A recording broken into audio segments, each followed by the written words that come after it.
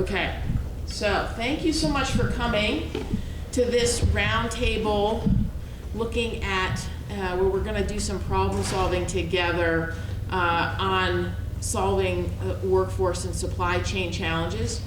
I don't have any illusion that we're going to come out of here solving those problems, but our hope is by having more of a conversation, discussion, that we're going to learn a little bit about what Mike, Logan, and Trevor have been experiencing over the last 2 to 3 years with the pandemic and how that's impacted supply chains and workforce. But then we really want to just have a conversation with you all to better understand. Maybe some of you have had some good success on supply chain challenges. You figured something out, or they're on the workforce front, you figured something out that would be helpful to other people in the room. So my name's Kahler. I'm the Executive Director of Vermont Sustainable Jobs Fund. I work with Christine on this program out of the Jobs Fund. And we're really fortunate today to have this august panel with us. So Logan Sears works for Longview Forest, and Trevor Allard from Allard Lumber down in Brattleboro, and Mike Rainville from Maple Landmark. So these are all folks that I'm sure you all know well. If you don't, there's plenty of time. So, hi Cindy, what's? Yeah, I'm sorry everybody, we're getting some tech in. Okay, all right, we're just gonna go forward then. So we have a little less than an hour and a half together, and again, just really want to have more of a conversation. So what we thought we would do is Logan, Trevor, and Mike have offered to just provide a little story about a challenge that they faced. We're going to do first focus on the supply chain issues that have come up during the pandemic all across the whole supply chain. It doesn't matter where you are within the industry. We're going to just explore that. And then we're hoping that their stories will spark some ideas from you and get your juices rolling a little bit. And then what we're going to have you do is you're going to need to be more than just one person at a table so that you can have a conversation at your table. And I'll have a few questions for you to talk amongst yourselves about what you've been experiencing. What have you tried? What's failed? What's worked? And just use the opportunity to learn from one another about how we can move forward. I don't think anybody thinks that the supply chain challenges are going to fix themselves over anytime soon. So we're going to have to deal with this as an industry, and it's rocky. You know, some parts of the industry are doing pretty well, and others are really struggling, and there's lots of outside forces that we don't have any control over.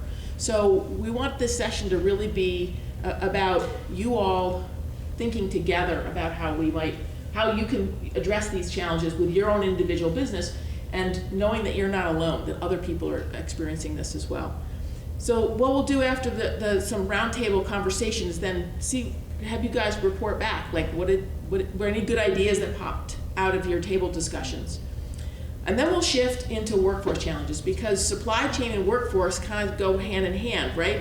If you have all sorts of great opportunities out there because there's more consumer demand for wood products because everybody was stuck at home during the pandemic and they wanted to remodel their house or something, but you don't have workers that can show up every day to do the work that needs to be done, or you can't get the logs out of the woods, then you can't take advantage of those. Or if you don't have parts, because you can't get the parts for machinery that breaks down, again, you can't take advantage of the opportunities out there. So we want to explore a little bit on the workforce front as well. And again, these three guys are going to give just a short story about a workforce challenge and how they've worked with it. And then we'll have a large group conversation to see what kind of things you all have been working through. I do have a little bit of information about the younger generations that I think might be helpful context that I'll share.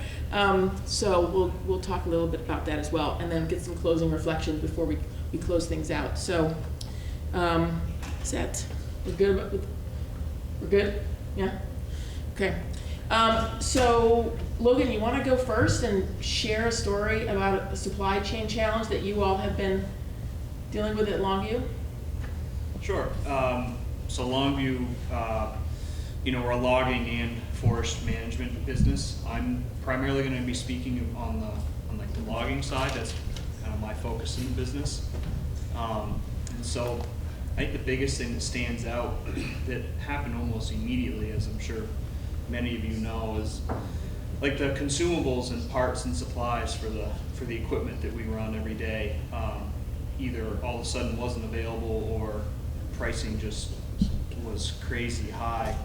And so we were kind of forced to almost run our own warehouse. You know, we have over 20 pieces of equipment, so we need a pretty steady supply of parts and supplies. So we were all of a sudden managing our own inventory way beyond what we had in the past. And so that was just something we kind of immediately recognized, like we had to manage our own inventory, and that means increased costs. And then the other thing we did is, you start looking at other vendors. Our bar and chain oil, we buy it by the 55-gallon drum and go through, many drums a month really when we're in full operation. Well, that cost almost tripled, and so we found a supplier in Maine who would ship us a pallet of gallon jugs for like half the cost of buying it in bulk, and it meant dealing with all that waste, but for that kind of cost saving we couldn't say no, and we ended up buying almost a whole year's worth of bar and chain oil from that supplier. So those are kind of a couple examples of what we faced and how we managed it. Great, thanks. Trevor, how about you? Well, I could play on that. We've kind of always had to have a huge warehouse full of parts sitting around.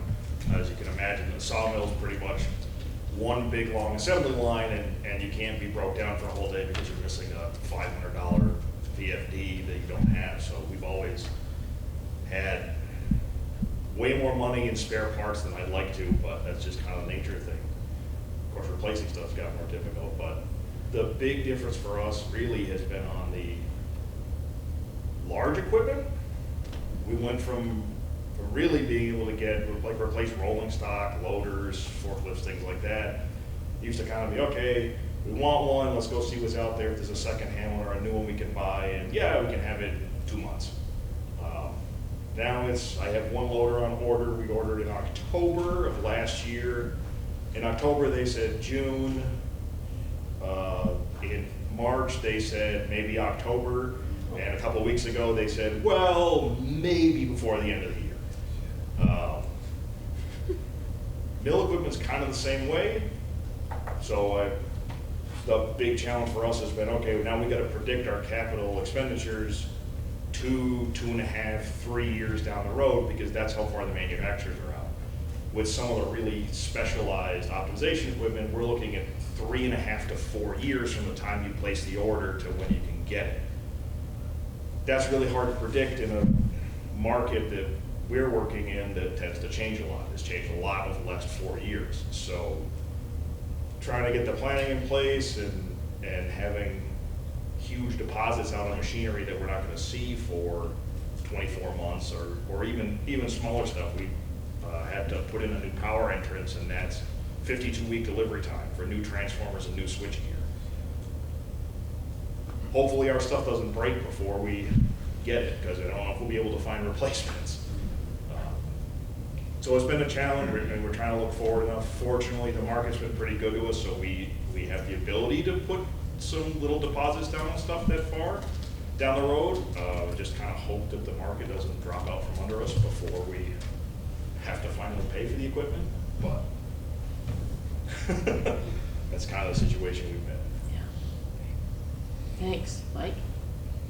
Yeah, so our company's Maple Landmark, and we make small wood products, toys, games, and gifts, and we certainly make it well known that our core material is Vermont wood, and we deal with local mills to get our solid lumber.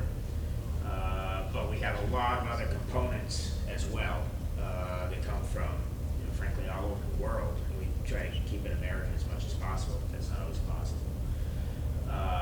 But on the lumber side, or on the wood side, we use a fair amount of Baltic birch plywood, just in puzzles and various things. And so, you know, it's not the majority of what we do, but it is essential for some of the products that we make.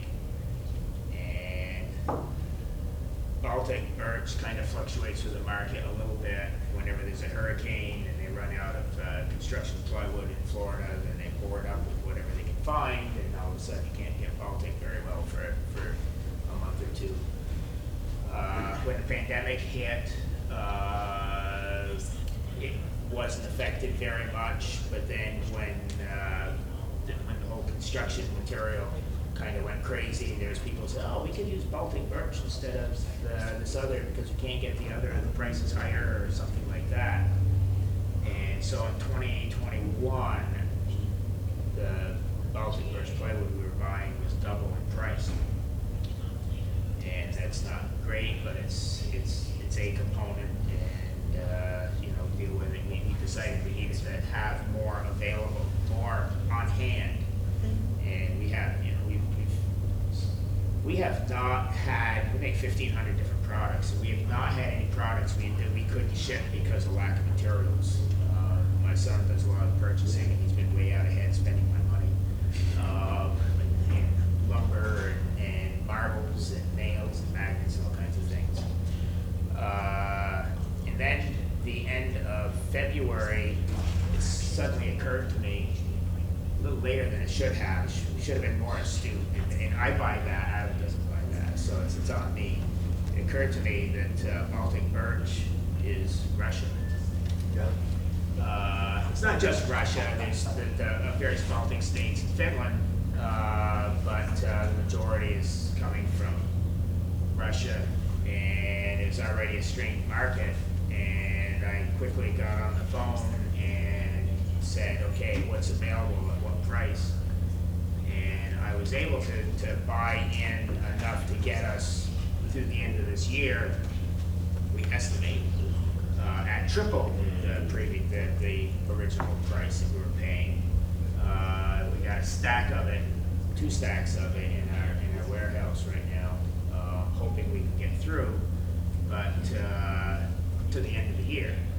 And now we have to be thinking about what about 2023 for some of these products, which is critical on.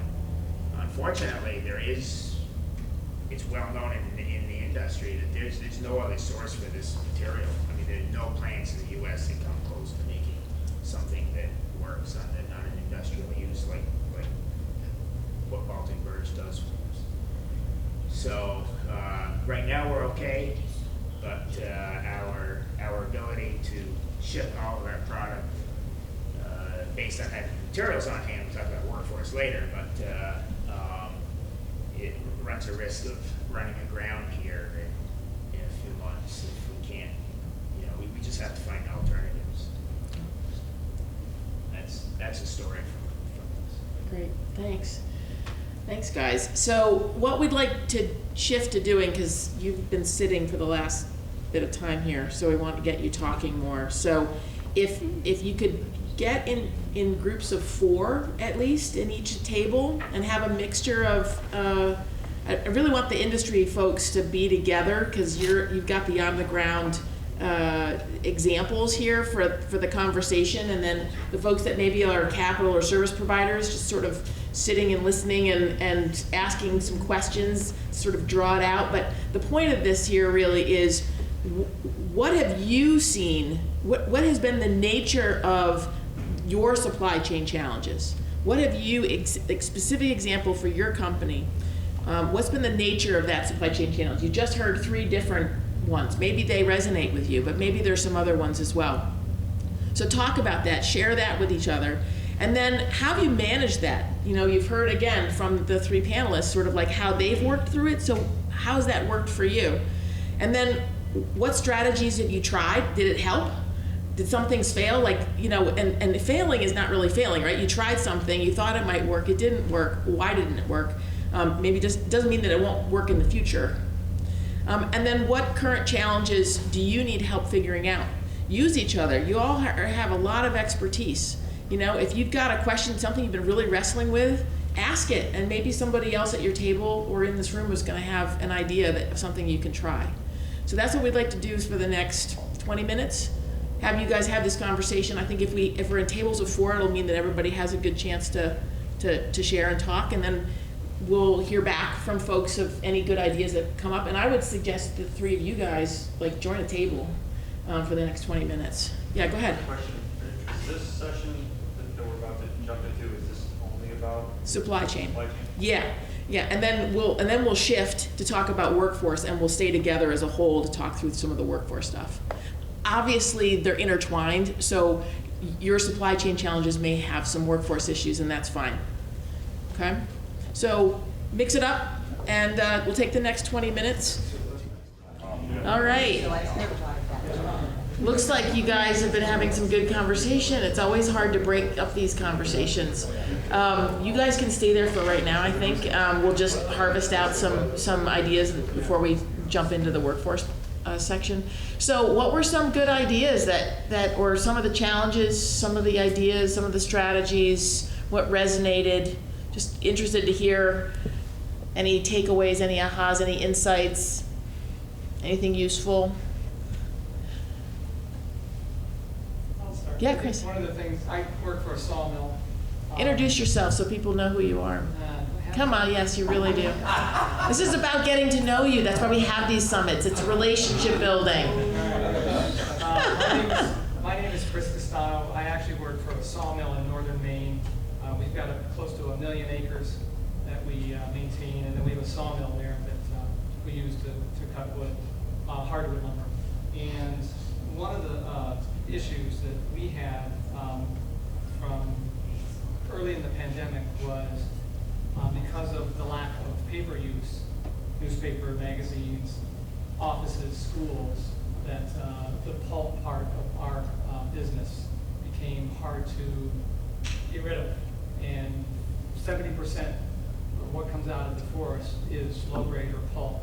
So without these pulp markets, we had to actually scale back our production from what we would do 15 million feet a year. We had to cut it back to 10 or 9 million feet a year, just because we didn't have that market for the pulp. So we didn't bring as much lumber to the market as we normally would. So I don't think the pulp situation is going to change anytime soon. So I think this is something that we're going to have to contend with for a while. Chris, I'm just wondering, with the increased cost of fuel, like heating fuel, has that created a market for that low-grade wood that is going to hopefully offset some of that loss of the paper? I think it has. Gentleman here probably talk more about it than I can, since he's in that business. But for us, there is no, you're talking about biofuel or something like that. There's no biofuel plant near us. There are a couple pellet plants that we do send some to, but most of our stuff has always gone to paper mills. And they're all shutting down or closing. And so my other question was, so you throttled back your production, but I'm sure you increased your costs to make up for that loss of income. We were fortunate that the lumber markets, because of lack of supply, prices shot up here. But we would have liked to brought more to the market to take advantage of the pricing, but we just couldn't. So you want to answer the pellet question? Mark Bailey from Black Creek Heat. Yeah, I mean, I think, from my perspective, wood heating is such a perfect use for low-grade wood or for residual products. But that really comes down to people adopting heating systems. So, if everybody in the room, switches over to a high-efficiency wood stove or, a wood pellet boiler, we start to build demand and we can increase and see new production. But that's a challenge, right? People get kind of used to their typical oil and propane heating system, the competition from heat pumps. There's a lot of dynamics there, but the state of Vermont's doing a really good job at pushing wood heat forward. So, I think it's going to be a place for pulp to go.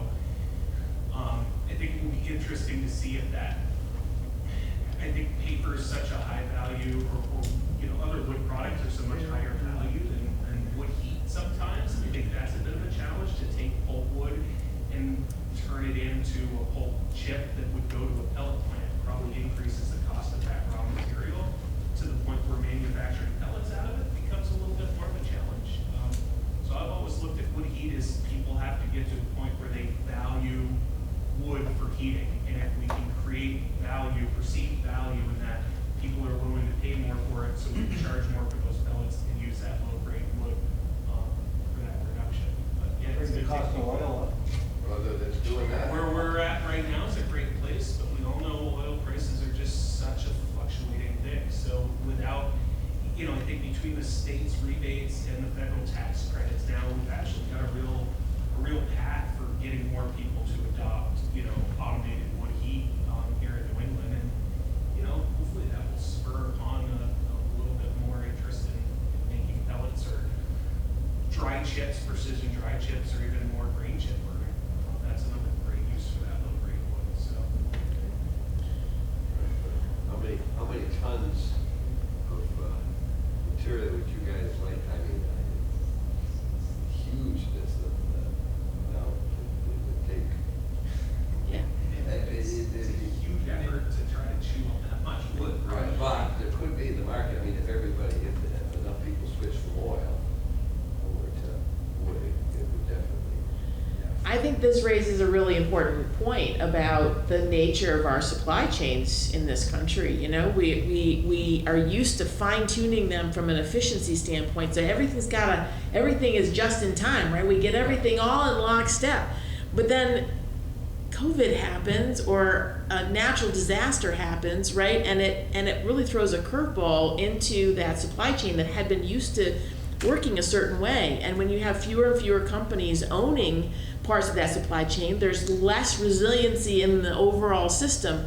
And when you're working with a natural product, something that is alive, that needs to get transformed, and you think that you got this market over here, but all of a sudden you can't get the parts, or you can't have individual toilet paper rolls anymore, but you can have the big, huge industrial ones for office buildings, but nobody's going to offices. How do you retool in order to be able to shift and change and be adaptable to those really fast-changing circumstances that are really outside of our control as business owners? So I'm just curious, did any of that come up for any of you in terms of how are you thinking differently at this point about how you manage your business for a world that is more unpredictable and is going to continue to throw us curveballs? Did that come up at all, and did you have any ideas about that?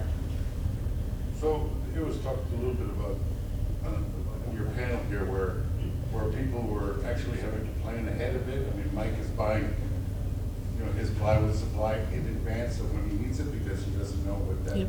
And so sourcing the material might be an issue that he has to spend more time on, and the parts issue and so forth. And that's something that I find in my business. I have no problem in sourcing wood, okay, which is my primary ingredient, but I need lots of components to make, you know, whether it's a tool part or you know, a hinge for a cabinet or something like that, you know, that we're finding. We used to be able to pick up the phone and, as you said, you know, it's instantly at our doorstep. So you have to, but really, and I've already started to do it almost unconsciously, is when I can find a part that I need and I know that I'll need something in the future, perhaps I'll buy two of them instead of just the one, okay?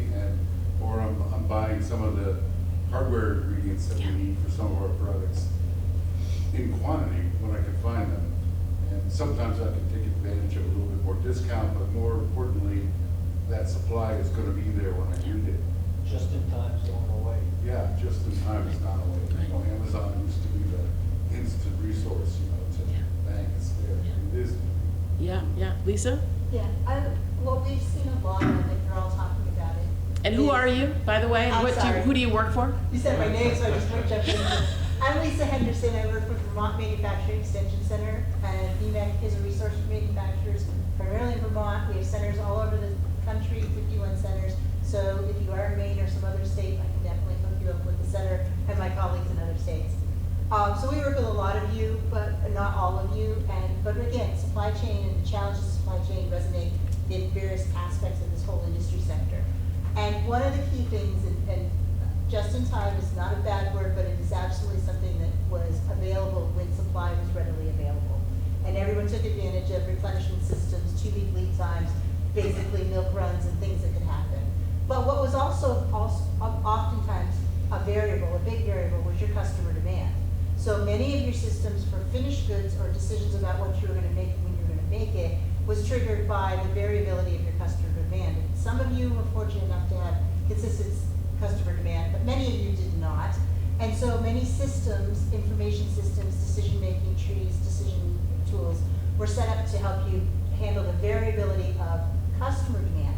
Well, now that your customer demand and supplies at that end are a little better known because you've given them such long lead times because you have such other unknowns, and you have kind of a good view of what you're going to do in the next perhaps 2 or 4 weeks if you could just get the supply, is obviously back to the big issue we're going to talk about with workforce, but also the issue of managing the raw material. And so what we've been doing with a lot of companies is helping them reset their variability matrix and systems and parameters in whether it's a spreadsheet you're using or you have a more intensive ERP system and anything in between, is to really rethink that procurement side. And some people are very responsive to it very quickly. Unfortunately, some stayed in some other patterns or have had to do just-in-case environments. And obviously, this environment we're in right now does require some just-in-case decision-making at the leadership level and where you want to put your cash and so forth. But we've seen a lot of companies really flip their mindset to manage the raw intake, which has given them more control of decisions that they're making to serve their customers. Not complete control. I feel all your pain and I support many companies trying to work through it. But it is one thing that you're all talking about, and there are some things that can help, but it's not a perfect world. And this is like the car accident where the accident happened hours ago and everything's still jammed up. And we don't understand why we're suddenly went from 60 to 0, and it's going to take a long time. The other possibility in summits like this is who can help each other. So that's happening too, and I love hearing the conversations about that. Yep. Great. All right, Charlie, last word on supply chain, then we're going to shift to workforce. I've been, I don't know what kind of business person, my name is Charlie Shackleton. I've been in the financial business for 35 years. I still have no idea what kind of business person I am. My brother-in-law was a top business consultant. He came out of the Harvard Business School, and apparently written on the blackboard was DROC. I don't know what anyone in this room knows what that stands for, but do not run out of cash is what they teach at business school, and cash is king, obviously. And the one thing that I hear here, and I've been coming to a lot of these committees, God knows what, as Kathleen Waller will attest to, for about 35 years as well, and I've never heard anyone tell me they've got a lot of cash in the woodworking business. But I will tell you over the last years, I'm assuming, because business has been generally good over the last 2 years in the wood products industry, that's what I'm generally hearing, that the good business, helped by COVID assistance, state grants and stuff, has produced the cash necessary in order to be able to have some flexibility. I know, again, I don't know what kind of business person I am, but I know if I've got a good stash of cash and someone comes to me with a problem about getting something, the cash, you can normally throw cash at it and you can normally fix it. And so my business over the last 2 years is like, have some cash reserves so you can ride out whether it's supply chain, workforce chain, or whatever. So that's, I don't know, I don't hear a lot of people talk about that cash reserve thing, but I think it's a pretty big issue. Thank you.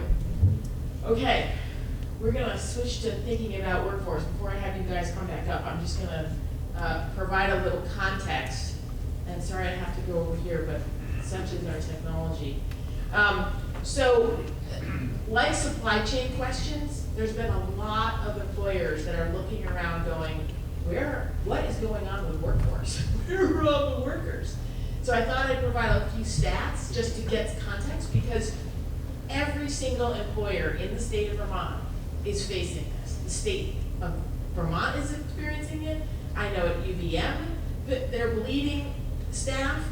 UVM Medical Center often has 400 or 500 positions open at UVM, at the main hospital in Burlington. So what is going on? Well, according to the Vermont Department of Labor and the Labor Market Information Division, there are approximately 28,000 job openings in Vermont in December of 2021.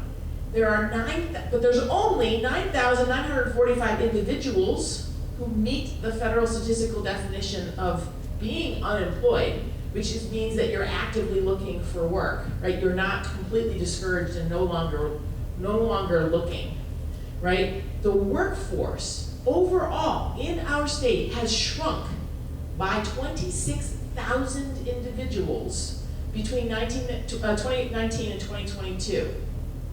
Think about that. 26,000 workers have just left the workforce. Where have they gone? Some of them have retired. Some of them have moved. A lot of them, it turns out, and this is happening nationally as well, have gone into business for themselves. They've basically been like, I don't like my employer anymore. I'm sick of this. I'm going to go into business for myself. And they can do it in their own home. They can have an online business and make a decent living. And so why would they put up with going to work for somebody that doesn't treat them well, or they just don't like it anymore? A lot of people have changed careers. A lot of people have retired, including business owners. So this is, and then there's just the general demographics change of again, associated with hiring. And also, we're just not having as many babies in the state. Like the birth rate in our state is very low. So these are structural problems. They are not going to be fixed overnight, right? We're not gonna all of a sudden make a few changes at the state policy level and then bing, bang, boom, throw a bunch of money at it and we're gonna have as many workers. Here's the thing that I think is really important to know that it has not been widely understood. There are 200,000 ununique individuals that are leaving a job or finding a job, right? There's 200,000 hiring events. Somebody leaves, somebody needs to fill it. So even if they're non-unique individuals, right? Because somebody leaves a job, they're looking for something else. So you cut that number in half. That's 100,000 job shifts that are happening. Again, some are leaving altogether, but others are just looking for something else. This whole thing of the Great Resignation, is something that's been happening. A lot of people, during the pandemic, if they were frontline workers who had to be there every day, although some frontline workers have done this also, they just said, screw this, I'm done with this. They're thinking about their lives differently and what they want to put their work time into and their work lives into, and the kind of workplace that they want to be in, their work-life balance questions, whether they put up with an employer that they just really don't like or don't feel like they're being treated or paid well, for instance. They're just not putting up with it anymore, and they don't have to, because there's 28,000 job openings out there, right? So I think it's really important as employers that we think about this, that things have changed. And honestly, since World War II, we've never been in this place before. There were always enough workers out there for the job openings that existed. Word of mouth. You could just, oh, do you know somebody? You got a relative? You know how to, I got this position I need filled. Who do you know? And you can find people, right? That's not the case anymore, and it's not going to be for a very, very long time, if ever. So it's something that as employers we have to adapt to. So one of the things that we are just about to do a real public release about is around a career guide of the forest products industry in the state. I have some display copies on the front table there. You can look around. But part of the answer here is to start trying to help young people understand what are all the different types of careers that are available in the wood products industry. And I think if you thumb through the guide, you'll see like some things that maybe you didn't think of, like, oh yeah, right, that firefighting is, oh, right. And marketing for wood products, or working at the Forest Parks and Recreation. That's all part of being in the industry. And so helping young people to learn about the opportunities and for career shifts. It's not just young people, it's actually people that might be middle-aged that are looking for a career shift.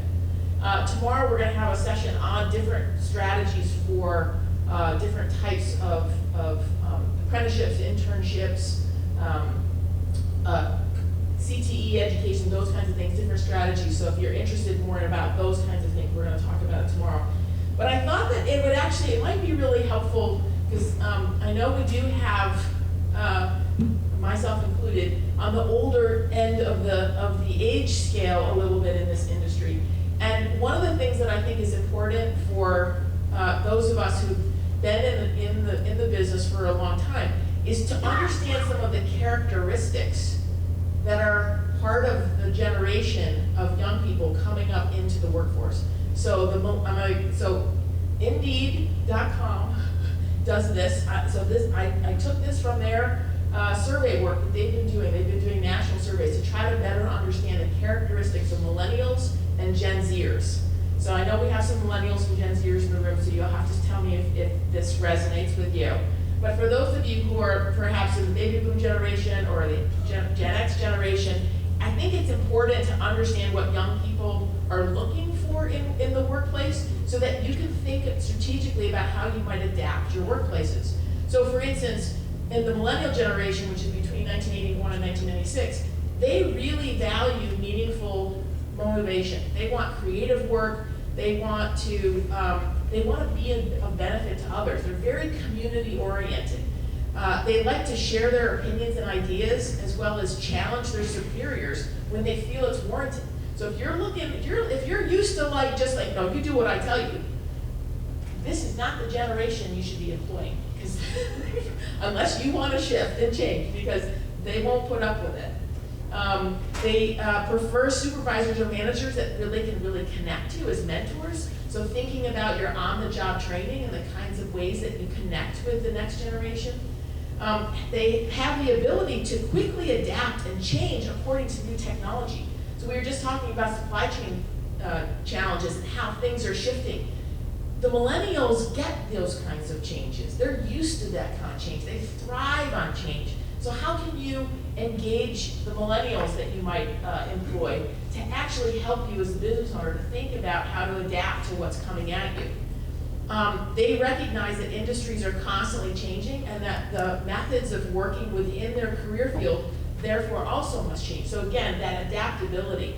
They like to work towards a quality end product rather than just how many hours it takes to produce something, right? They're looking for flexibility. They want to do a good job, but they want to be able to not feel rushed just for the sake of rushing to get things done within a certain time frame.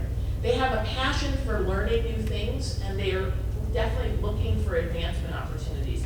So if you are hiring a millennial in and you're thinking that they're always going to be the person that's going to clean up a job, you're not going to keep them very long. They want to know, what is the career path? How can I advance in this business? How can I be supported to be constantly learning in this business?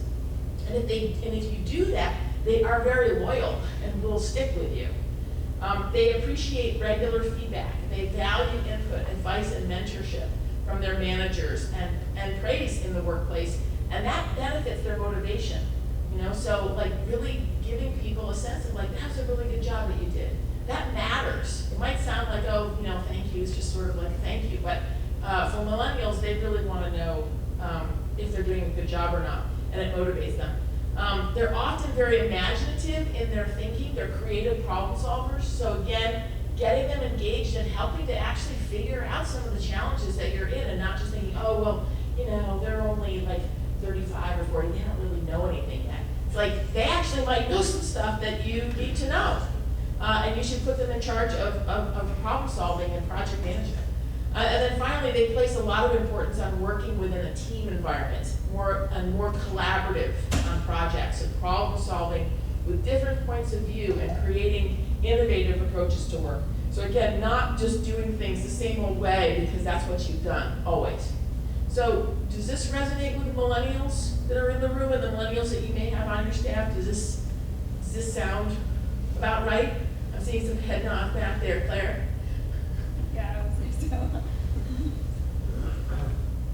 So again, knowing about this, you can then think as an employer, how do I adapt my practices? So Gen Zers are the newest generation, right? 1997 to 2015. So just a few aspects about them is that they absolutely expect to use modern technology in their professional lives, right? The millennials and the Gen Zers are the ones that from day one of being born, they have some technology is around them. I, as a Gen Xer, I can still remember not having the internet. They can't. It's always been there, right? So they're going to be looking for, and here's the opportunity, if there's technology in your business world that you could be adopting, but maybe you don't feel comfortable with technology, and so you're like, oh, I don't know, that new piece of machine, I don't know. Get one of your younger workers to be the project manager on it and give them the authority to move it, make it happen. In essence, get out the way, right? They prefer hiring practices that emphasize in-person interviews and online, rather than online applications. They prefer receiving feedback from a manager in person in real time, rather than a written thing. They're interested in owning a business one day, and 14% of them already do. So those of you who are on the older end of the age scale looking to find that next person to take over your business, to sell to, you should be developing serious relationships with Gen Zers, because that generation is very interested in owning their own business, and they could be a natural way, if you cultivate them and bring them along, they could be your next business owner for you to be able to have a nice retirement. They expect that their ideas are going to be heard and respected in the workplace, and they don't do well with top-down. The strict work environments, they just don't do well in. So they're motivated to work hard, and they'll stay longer in a company if they have supportive managers. So if you have managers that are not good managers, they're not good communicators, then you want to think about professional development and training for your managers, because you might be losing people because their manager's not, their supervisor is not being the kind of person that they need to be to keep them. And then just 3 more here. So they seek jobs that provide the opportunity to contribute, create, and lead and learn. They're very hardworking, as I said, but the trade-off is that they do want work-life balance and competitive benefits. And they want to be paid, so what does that mean? They want to be paid for things like, they want to have parental leave, they want generous vacation times and flexibility in work, location and hours. They are looking for stability, and they're drawn to additional benefits, like things like healthcare coverage over perks like free food or happy hours or ping pong tables or something like this. This generation wants to have the core that they need to have a good, solid, stable life of all the different benefits around them. And then finally, they value clear expectations about how to achieve success and professional advancement, and they're looking, as I said, for immediate feedback and recognition for their work. So anybody hired a Gen Zer, you'd have to get somebody that was like born maybe around like say 2000 or something, so they're in their early 20s. Anybody this resonates with? Know anybody? Kids, grandkids? Yes? I work directly with someone that falls in that category, and it's very, very impressed with his maturity for his age. This kid would be my son, and as far as his age group, and it just happens to be that we're tracking along doing very similar work, and I just can't get over how mature it is. Yeah. We took a chance on it as an intern. It's great. Great. Yeah. I think when you have kids, and they're growing up and you're like, oh, they just don't get it. they don't understand. And so then it's easy to just unconsciously take that into the workforce and be like, oh, you're my son's age, you're my daughter's age. You know, like, you don't really know anything.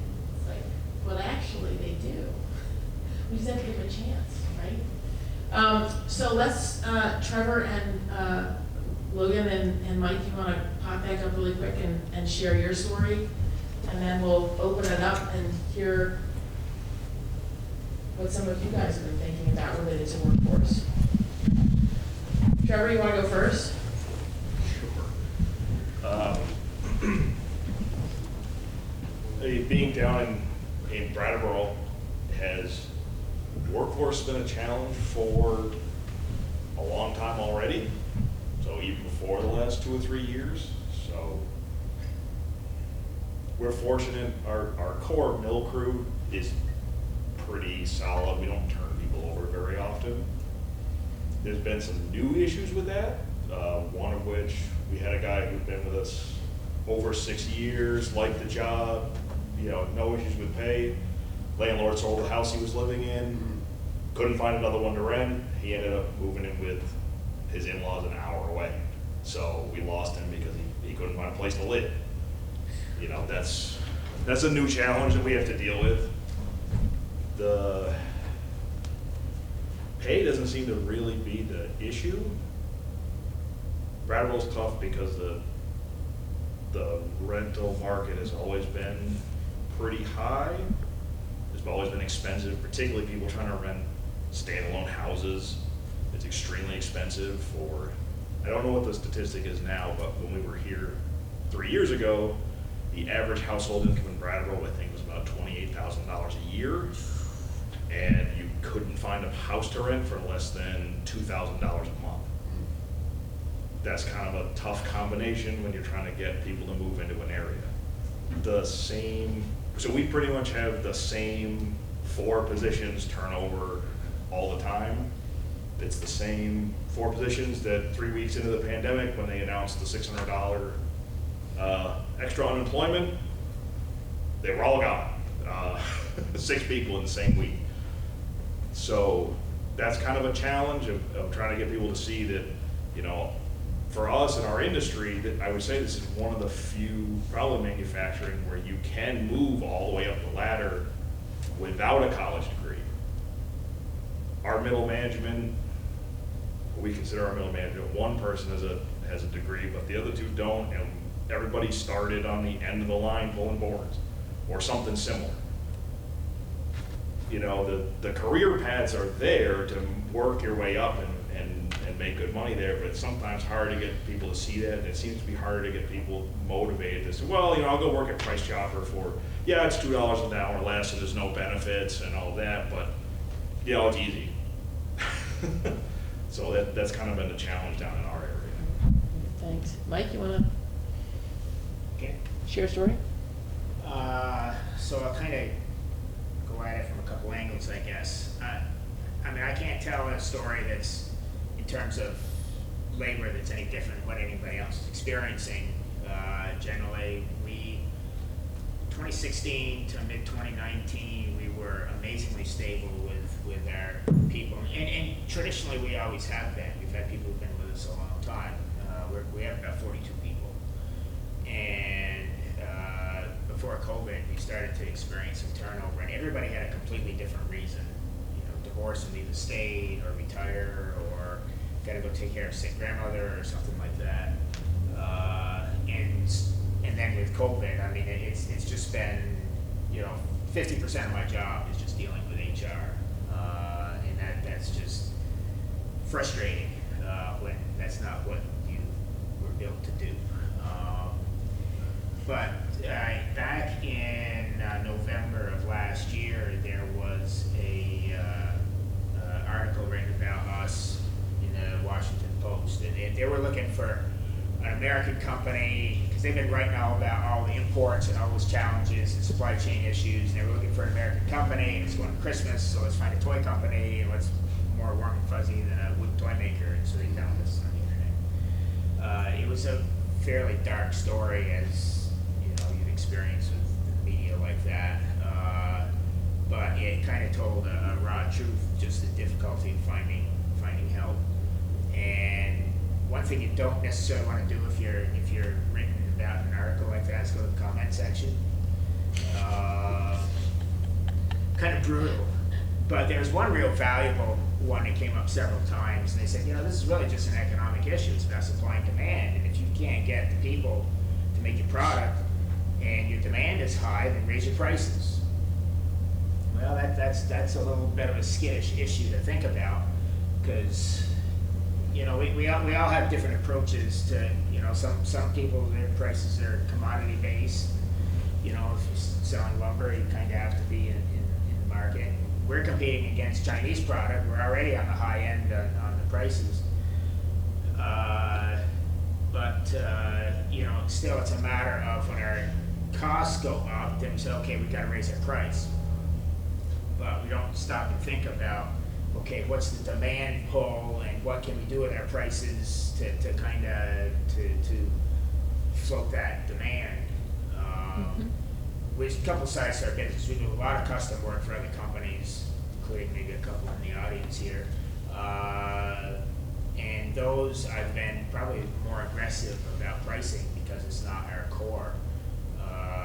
We have a new wholesale catalog dropped in the mail yesterday, and our prices in that, and I'm more sensitive about our standard product, are up 10 to 20%, and that's based on plywood on some products, but also just a matter of labor and all those pieces.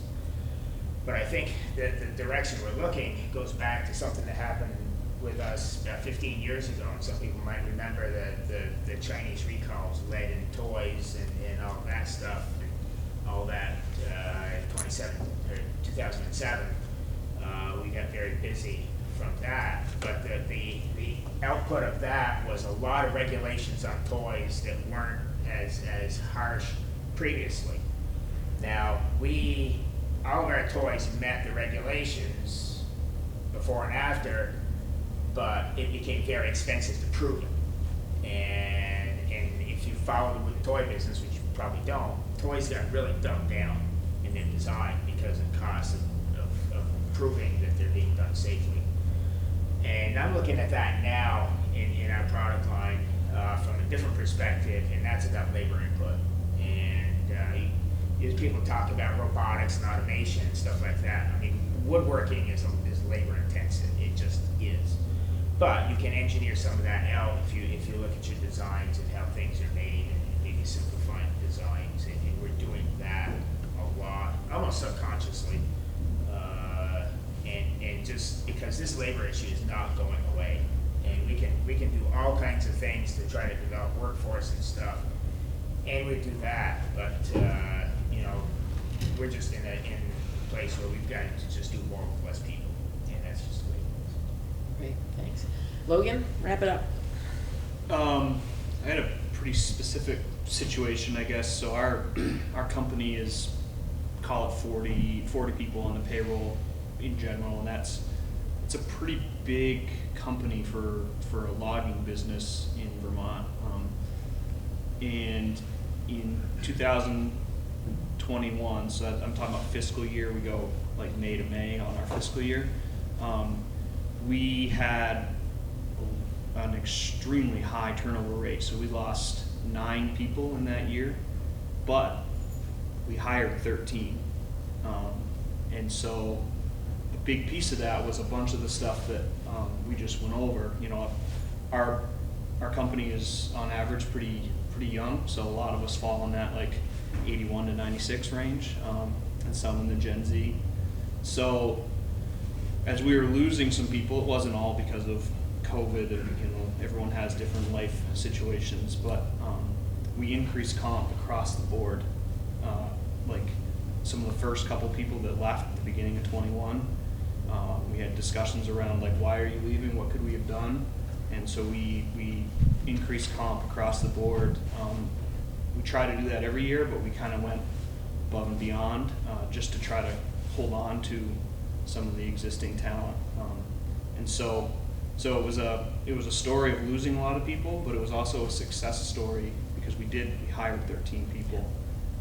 And now our focus is really like, you know, how do we build that bench? How do we attract the new people and keep them there? And so that's a ongoing discussion that we have. That's great, thanks. I'm just really curious, how many of you do exit interviews with staff that leave? Few of you. If you don't, it sounds like that could be really instructive, especially at this time when things are really more unpredictable and a lot's changing that you may just not know about. So, thank you. So, just curious, any other workforce stories that are maybe different than what you've heard here, or that we talked about a little bit already? Or strategies that you've used to find workers? Anybody doing registered apprenticeships or internships as a pipeline development of workers? Yeah, Chris? We're actually starting our own daycare. Starting a daycare, wow. How many employees do you have? 60. Wow, because normally you gotta be a couple hundred before you can make that work, so how are you thinking about that? I don't know, I'll let you know. You know, luckily for us, we've found a lot of grant money, and we found a couple of individuals that were willing to do the daycare, so. And how did you find out that that was a need? Just from exit interviews and things like that, we found, you know, a lot of people had to leave because their daycare situation changed, and loved the company, wanted to stay, but couldn't do it. Wow, interesting, go ahead, yeah. We're doing the same thing. And you are?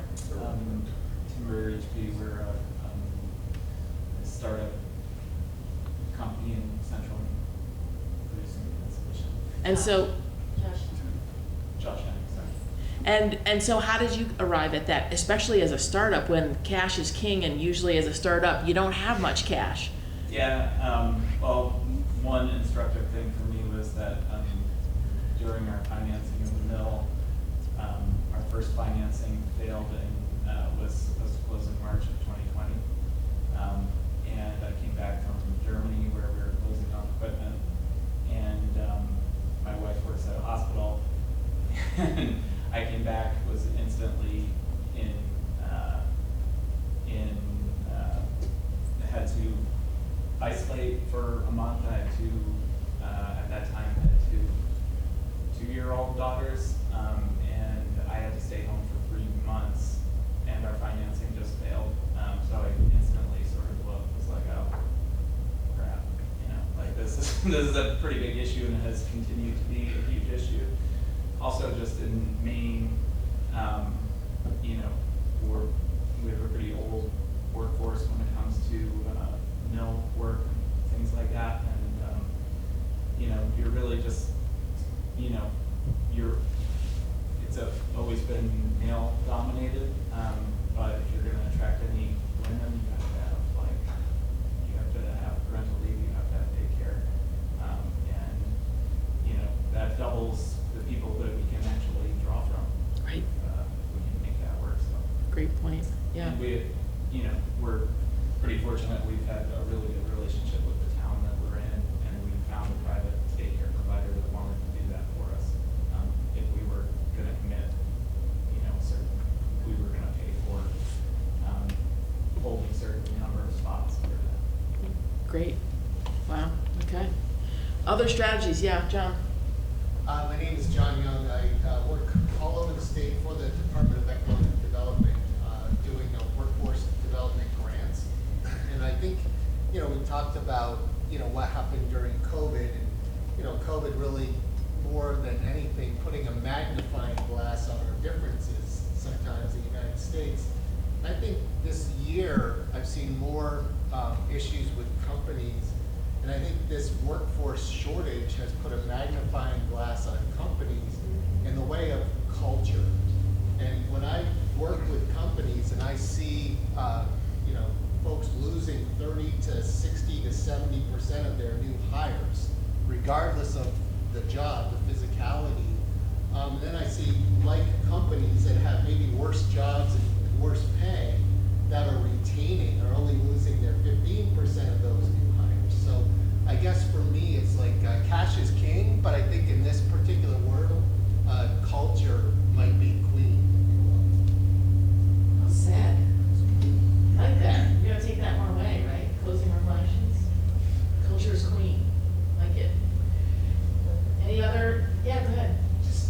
to reflect on everything you had said. So being a Gen Xer and then employing several Gen Xers and Gen Zers, and then on the older end as well, you kind of see the whole, everything that you encompass there really hits home. Housing's a huge issue, right? That's something we've thought more about is, do we get into the business of owning some buildings just to rent to employees? Because it falls down into their family lives, and then flexibility with kids and kind of everything that goes along with that home life is a big deal, and you really see it impact people's work lives. So you always want work to, home to stay home and work is work, but if you're having a hard time at home, it comes into work. So we see that, with our younger guys, trying to find good housing and keeping that consistent to where they're nearby and they can spend time with their families. And we've really bumped up pay and benefits.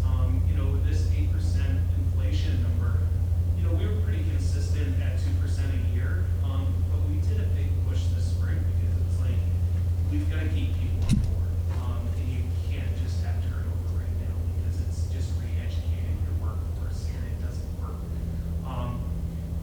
So I think new employers are also understanding that you don't get to put as much money in your pocket if you're going to have people working for you too.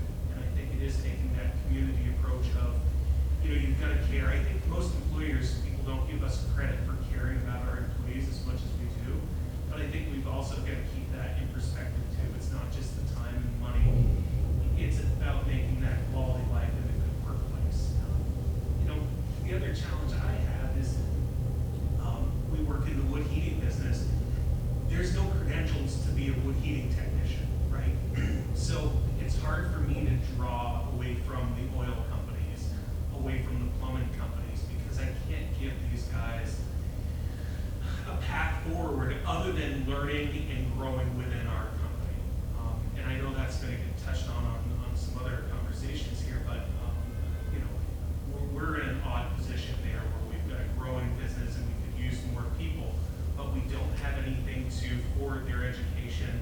And if they want to leave us, take those credentials to somebody else and advance their career. So we've kind of taken this focus of we've got to take them as far as we can take them internally, and part of that just comes down to money. Their certificate doesn't mean as much as long as they're making a good living. So That's a great point. I think that, we talked about exit strategies. That's when you've lost somebody, but you're really speaking to what are the strategies to retain what you got, because it's absolutely the case that you lose more than just a person walk out the door. You've lost productivity, which hits your bottom line. It's very expensive. Investment, right? Exactly. We've always looked at it in that way. You can kill a company really quickly with growth in employees, and you can die just as quickly when everybody disappears. So Exactly. So yeah, I would, and just like in doing exit interviews, if you haven't recently had conversations with your existing employees about what would keep them there, what would help them to want to stick with you, might be a good time to have those conversations proactively, so you get ahead of the curve and start thinking about like, oh, I could easily do that actually, this little tweak here or this little extra here, that's workable. You don't know though that what's gonna motivate someone to stay. You're flying blind, right? So, all right, we're at the drinks hour. So I really want to thank Trevor, Logan, and Mike. Yes. Oh, sure. Go ahead. So we're in the wood industry. Yes. And we're looking at, I'm just looking at my peers in the ag industry. Yes. The farmers and the orchards. And they have a connection with, I want to say, workers from afar. And so, Vermont has a lot of folks coming to work at these other places. Is there opportunities there? And what does that look like? Yeah, the problem is the H-2A, you're talking about really the H-2A employment system through the U.S. Department of Labor, and those are temporary workers, folks that are here for 9 months out of the year, for instance. They are paid, they have to be paid competitive wages, and they have to not displace existing workers that might be local that would take the position. But they're not here year-round through that program. And that's a program that farmers got together and organized for and to make happen. And that's not to say that there aren't challenges with it. There's a lot of paperwork. It's hard. You know, during COVID, it was really difficult to get people to have their visas to even come because our borders were closed.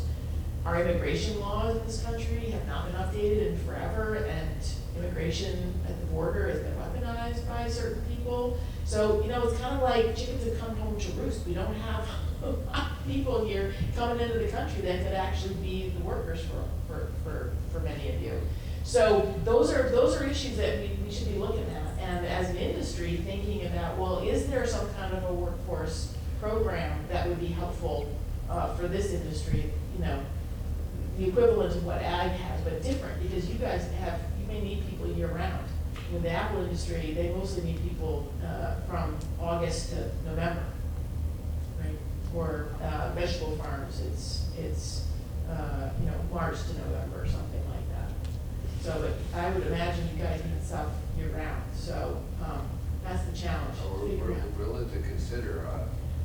Well, you know, let's talk about that during the roadmap process over, you know, the next 6-9 months. You know, let's think about whether or not there's some things that could be done at the federal level to support this. Yeah. There are. Yeah, go ahead. Go ahead.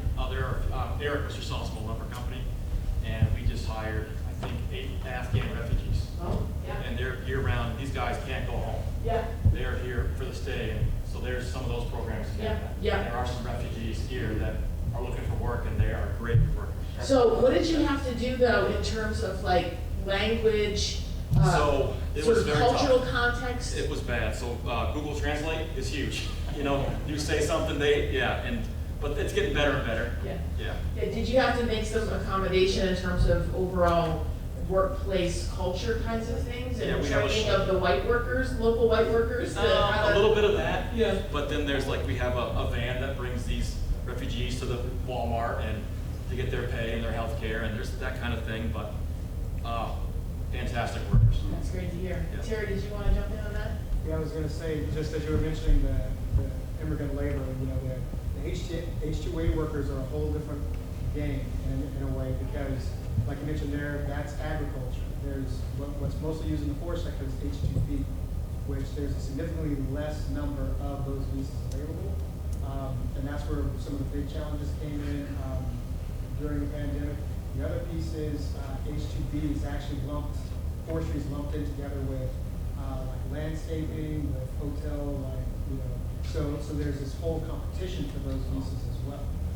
So that's where some of the other challenges lie from the forest industry right now is FRA has been trying to really push to get forestry in the same category as ag and H-2A. But right now it sits in H-2B with fewer visas and a lot of competition for those visas for those workers. Thank you. Okay, so Trevor, Logan, Mike, thank you very much. Very informative. Good. Thank you to all of you coming, because you know this was really about sharing, and it worked. Yeah, it's all right. Worked okay.